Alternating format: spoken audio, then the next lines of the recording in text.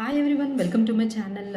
So market అప్డేట్తో ఈ video చేస్తున్నామండి. So market has seen roller coaster week అనేది చెప్పొచ్చు. సో బ్లాక్ మండేతో స్టార్ట్ అయ్యి గుడ్ ఫ్రైడేతో క్లోజ్ అయిందండి విత్ అప్ సైడ్ ఆఫ్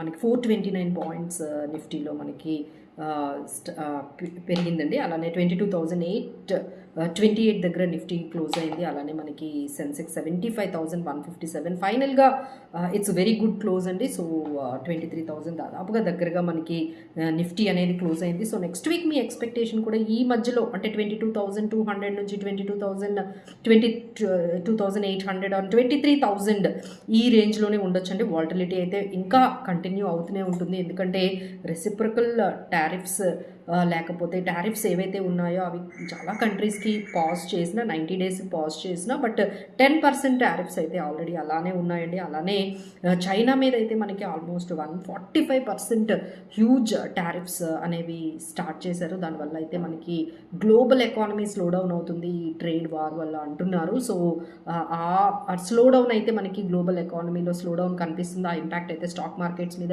ఎప్పుడు ఉంటుందండి. సో ఈ విధంగా మనకి మార్కెట్ రేంజ్ అయితే 22,200 నుంచి 23,000 ఈ మధ్యలోనే మనకి మార్కెట్స్ని అయితే మనం ఎక్స్పెక్ట్ చేయొచ్చు. ఇక నెక్స్ట్ అప్డేట్స్కి వెళ్ళిపోతే మనకి ఏప్రిల్ 12th నుంచి చైనా మీద మనకి స్టార్ట్ అవుతున్నాయి. సో దానివల్ల ఎలాంటి డిస్రప్షన్స్ వస్తున్నాయి, ఎలాంటి సప్లై చైన్ ప్రాబ్లమ్స్ అనేవి వస్తున్నాయి అనేది మనకి ఇప్పుడు ఈ టారిఫ్స్ ఇంపాక్ట్ అనేది నెక్స్ట్ వీక్లో మనకు కనిపిస్తుంది. అలానే నెక్స్ట్ వీక్లో మనకి క్యాలెండర్ కార్పొరేట్ రిజల్ట్స్ కూడా స్టార్ట్ అయిపోయి ఆల్రెడీ TCS వాళ్ళ ఎర్నింగ్స్ అనేవి పోస్ట్ చేసింది. But it was below estimations, market ఎక్స్పెక్టేషన్స్కి బిలో ఎస్టిమేట్స్తో వాళ్ళ ఎర్నింగ్స్ అయితే మనకి కనిపిస్తున్నాయి. సో ఇలానే మనకి నెక్స్ట్ HDFC, తర్వాత ICICI బ్యాంక్, ఇలా చాలా పెద్ద పెద్ద కంపెనీలు వాళ్ళ క్యాలెండర్ Q4 ఎర్నింగ్స్ రిజల్ట్స్తో రాబోతున్నాయి. ఆ ఇంపాక్ట్ కూడా మనకి నెక్స్ట్ వీక్ మార్కెట్ మీద ఉండబోతుంది. అలానే గుడ్ న్యూస్ ఏంటంటే రెపో రేట్ అయితే మనకి 25 BPS పాయింట్స్ తగ్గించారు. సో దానివల్ల హోమ్ లోన్స్ రేట్స్ కూడా తగ్గబోతున్నాయి. 8% వరకు వచ్చే అవకాశాలు ఉన్నాయి. 8% బిలో కూడా రావచ్చు. సో అది ఒక మనకి పాజిటివ్ ఇంపాక్ట్ అనొచ్చు. సో అకామిడేటివ్ స్టాండ్స్ అంటే ఎప్పుడైతే గ్లోబల్ ఎకానమీ స్లో డౌన్ అవుతుందో సో ఇమీడియట్గా కొంచెం అకామిడేటివ్ స్టాండ్స్లో రెపో రేట్స్ కానీ ఇంట్రెస్ట్ రేట్స్ ఉండాలని RBI ఇమీడియట్గా రెస్పాండ్ అయ్యి లాస్ట్ టైం ఒక 25 BPS పాయింట్స్, ఇప్పుడు ఒక 25 BPS పాయింట్స్, సో ఫైనల్గా 6% వరకు రెపో రేట్ అయితే మనకి వచ్చిందండి. సో నెక్స్ట్ FII సెల్లింగ్ అయితే కంటిన్యూస్గానే మనకి అలానే కనిపిస్తుంది. అండ్ ఇండియా వైజ్ మనం చూసుకున్నట్లయితే 20% మాత్రమే మనం ఎక్స్పోర్ట్స్ మీద మన ఎకానమీ డిపెండ్ అయింది. 80% డొమెస్టిక్ కన్సంప్షన్ మీదే ఆధారపడి ఉంది. అలానే మనకి ఈ ఏప్రిల్ నుంచి మన 12 lakhs వరకు ట్యాక్స్ ఎగ్జంప్షన్స్, ట్యాక్స్ రిబేట్ అనేది స్టార్ట్ అవుతుంది. సో కన్సంప్షన్ అనేది కొంచెం పాజిటివ్గానే ఉంటుంది అనేది అయితే మనకి అర్థమవుతుందండి. అలానే కొన్ని స్టాక్స్ అండ్ కొన్ని స్పెసిఫిక్ సెక్టార్స్ వైజ్ మనకి అప్స్ అండ్ డౌన్స్ అయితే కనిపిస్తాయి. ఎస్పెషల్లీ మనకి ఈ రెపో రేట్ తగ్గించడం వల్ల కొంచెం బ్యాంకింగ్ సెక్టార్లో ఎస్పెషల్లీ PSU బ్యాంక్స్లో కొంచెం పాజిటివ్ ఇంపాక్ట్ అయితే కనిపిస్తుందండి. But metals are having very negative impact, ఎందుకంటే చైనా ఎస్పెషలీ మెటల్స్లో ఎక్స్పోర్ట్స్ కానీ ఇంపోర్ట్స్లో కానీ కన్సంప్షన్ కూడా చైనాలో ఈ మెటల్స్ ఎక్కువ కాబట్టి సో అక్కడ అల్యూమినియం, స్టీల్ ఇవన్నీ కన్సంప్షన్ చాలా హైలో చేస్తారు.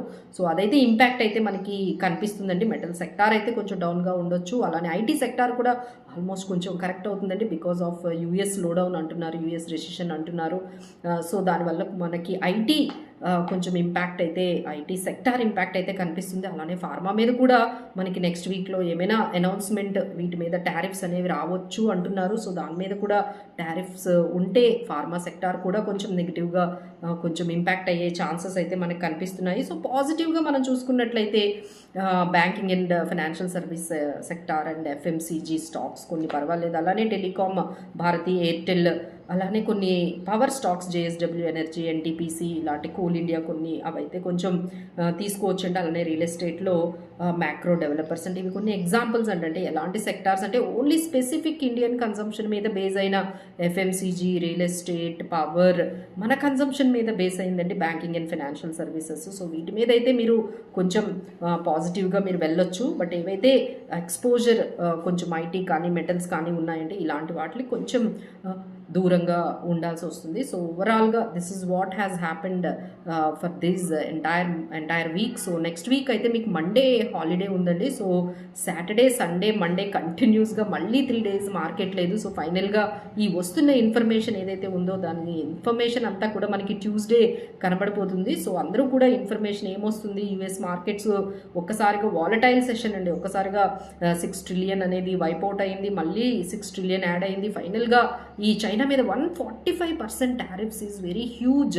ఆ ఇంపాక్ట్ అయితే మళ్ళీ యూఎస్ మార్కెట్స్లో కొంచెం డౌన్ అయితే కనిపించింది. సో ఈ విధంగా అప్స్ అండ్ డౌన్స్తో market too much volatile and too much information సెన్సిటివ్గా, అంటే 5-10 minutesలో పెరగడము మళ్ళీ తగ్గడము ఇలాంటివన్నీ అయితే బాగా జరుగుతున్నాయండి. ఇన్ఫర్మేషన్ అంతా కూడా మీరు అప్డేట్ చేసుకుంటూ మార్కెట్స్లో ముందుకు వెళ్తే బాగానే ఉంటుందండి. బట్ లాంగ్ టర్మ్ అయితే మాత్రం మన ఇండియాలో అసలు పాజిటివ్గానే ఉందండి. సో లాంగ్ టర్మ్ ఇన్వెస్టర్స్ అందరూ కూడా మనం ఇప్పుడు ఏదైతే కొన్ని సెక్టార్ స్పెసిఫిక్గా banking and financial services and FMCG ఇలా కొన్ని సెక్టార్స్ అయితే మనం కొన్ని స్పెసిఫై చేసాము. సో ఇలా హెచ్ఏఎల్, డిఫెన్స్ సెక్టార్స్, సెలెక్టివ్గా సెక్టార్స్ కానీ సెలెక్టివ్ స్టాక్స్లో కానీ మీరు ఇన్వెస్ట్ చేసుకుంటూ వెళ్తే లాంగ్ టర్మ్కి అయితే బాగానే ఉంటుందండి. For more updates and for more information please stay tune to our channel and please do subscribe our channel. And any information regarding personal finances you can book the consultation with us.